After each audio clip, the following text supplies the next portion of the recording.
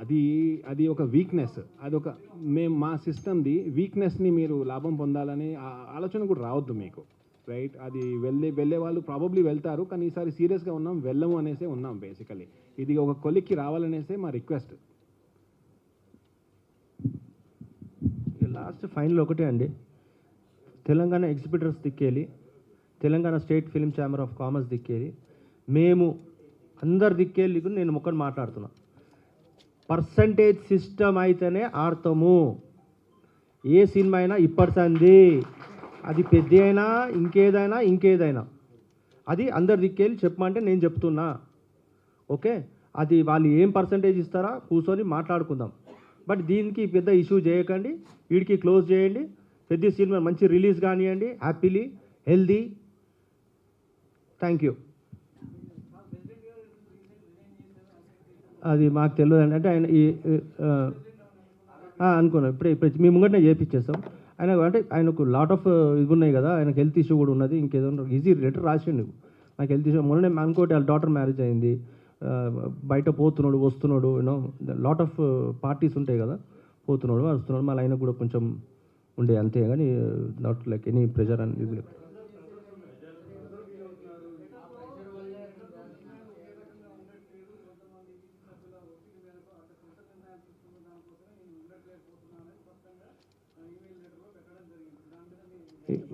చెప్పండి.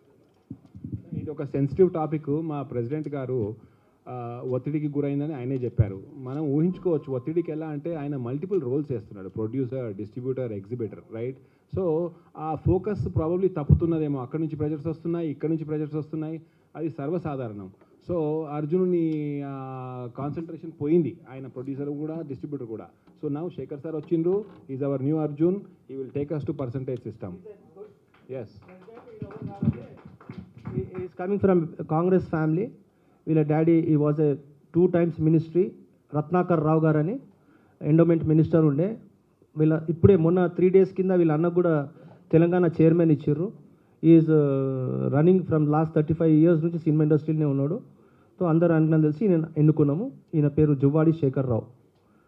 ఇప్పుడు లాస్ట్ ఒకటి సన్మానం చేస్తామండి, చేసాం. అట్లేం లేదండి, అది ఉన్నారు అప్పర్ సైడ్ అయినా. ఒక్క నిమిషం ఒక ఎగ్జిబిటర్ గారు మాట్లాడతారంట. నమస్కారం అండి.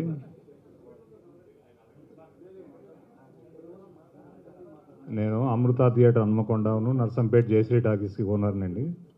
నేను పుట్టినప్పటి నుంచి ఇదే వ్యాపారంలో ఉన్నాం. 1955 నుంచి ఇదే బిజినెస్ చేస్తూ ఉన్నాం. మాకు వేరే బిజినెస్లు ఏమి లేవు. ఇదే మా ప్యాషన్, ఇదే మా జీవితం.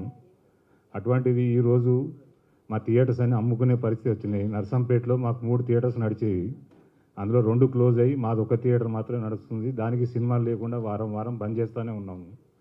మాకు ఇచ్చేది వారానికి 50,000 కిరాయి, నెలకి 50,000 ఒక సినిమా ఒక వారం ఇస్తారంతే. మిగతా 3 వారాలు పర్సంటేజ్ అంటారు. ఆ 10,000 చొప్పున 70,000 80,000 మాకు షేర్ వస్తుంది వారానికి, నెలకి. దాంట్లో 10 మంది 5 వర్కర్ని పెట్టినా 10,000 లేనిది వాళ్ళు ఎవరు రావట్లేదు. 50,000 జీతాలు పోతున్నాయి, 50,000 కరెంటు బిల్ పోతుంది, మెయింటెనెన్స్కి మంత్లీ మెయింటెనెన్స్ 150,000 వస్తుంది. ఈ పరిస్థితుల్లో దాదాపు బీసీ సెంటర్లు అన్నీ క్లోజ్ అయిపోతున్నాయి. మేము ఏదో దాన్ని పట్టుకొని వేలాడుతున్నాం తప్పితే, ఈ పరిస్థితుల్లో మాకు ఫస్ట్ వీక్ రెంట్ కనుక వచ్చి ఉంటే ఆ ఫస్ట్ వీకే 1,00,000 మాకు షేర్ వస్తే ఆ నెలంతా గడుపుకుంటాం. మిగతా వారాలు వచ్చినా రాకున్నా ఇది మా పరిస్థితి. కాబట్టి దీన్ని చూసి మీరు మా పరిస్థితులు, మా ఆవేదన గమనించి మీరు కోఆపరేట్ చేయాలని ప్రొడ్యూసర్స్కి, డిస్ట్రిబ్యూటర్స్ అందరికీ కోఆపరేట్ అడుగుతున్నామండి.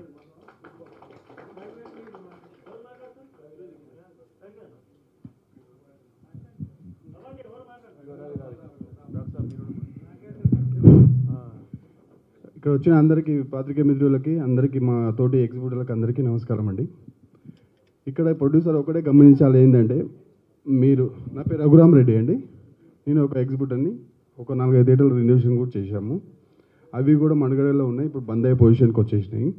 ఇప్పుడు ఉన్న పరిస్థితి ఏంటంటే, మనము ఆల్రెడీ నైజాంలో 60% పర్సంటేజ్ అనేది సిస్టమ్ నడుస్తుంది. మీరు లెక్క చూసుకొని మల్టీప్లెక్స్లు వేసిన సిటీలో మెయిన్ కొన్ని సెంటర్లు ఆల్రెడీ డిస్ట్రిక్ట్లో